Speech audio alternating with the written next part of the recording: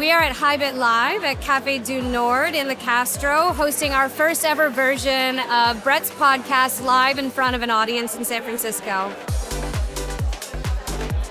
In-person events are everything. We're all on computers all day long and we're doing amazing, powerful things, but nothing can replace the experience of going to an event and having these serendipitous connections with founders, with builders, with other people who are investing in interesting spaces. And it's been really fun to mingle with all the people who are a little bit outside the sphere, but coming into the Initialized community.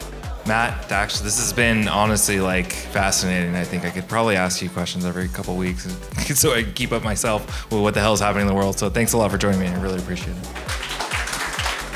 It's been an amazing experience. I'm grateful for the Trunk and Greptile teams for coming on stage and sharing their really interesting thoughts. And I can't wait for the next one. We're going to do more of these.